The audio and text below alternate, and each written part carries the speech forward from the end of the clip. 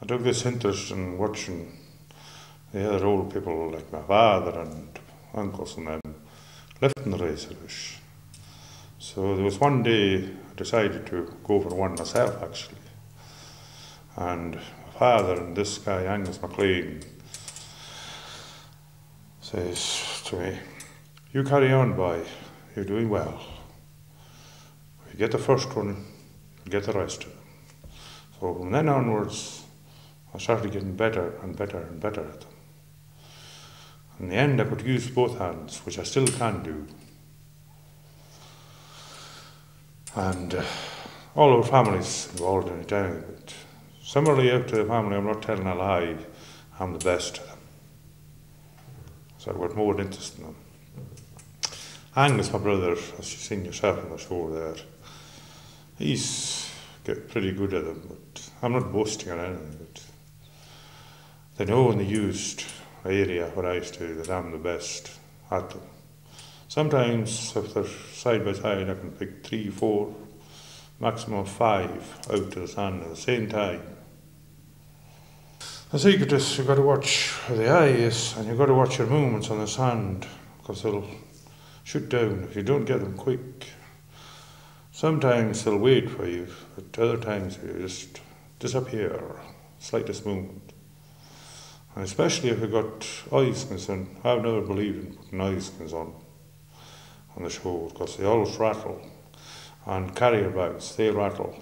You're better off with the ordinary pail. And you're better still if you've got someone, as I had the last day I was there, picking them, chucking them behind you, and somebody picking them after you.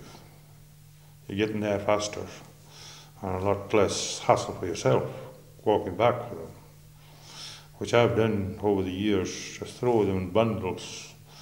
But by the time you get back to some of them, if you get too greedy, they're way back down. That's one thing I do love the shows, even the cockles of them. Especially the razorfish. Suppose there was tons of cockles to be picked today, I prefer to go to the razorfish. This is the right season, September up until December. And especially when the snow, cold weather starts coming in, they're better, easier to catch, but your fingers are cold right enough. Because sometimes you can see them throw themselves on the sand, completely out of the sand. And some other times you get them 1 inch to 2 inches sticking out, so you just go along and grab them. I remember when I was young, we used to go there with tilly lamps. And when the tilly lamps ran out, we used to go there with torches, bright torches, 12 hours in the morning. If the tide was right at 1 o'clock in the morning, we would be there to get them. It's only sort of, to me, it's only a hobby, a good hobby. But I'm still interested in picking them. Tide, well, as you've seen yourself, the tide's got to be very low before you can get it. You can't catch every tide. Depends again on the wind direction, everything. If there's no right wind, there's no eye, you're like looking on the carpet here. You can't see anything. The only other way you can get them is by walking about and you can see them, but you've got to be very, very quick then to catch them, to pull them out. And you've got to be very careful or you'll have no fingers left. That's one thing you got to. That's why they're called razorfish. They will take your finger off. It's happened to me over the years when I was young, but I've taught my lesson how to come to them. Never ever come straight onto a razorfish. The eye, never ever come onto it straight. Come onto its side with both fingers.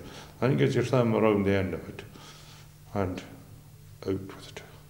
And don't let it struggle on the sand because it'll leave the inside most of the time. It'll leave its bait in the sand.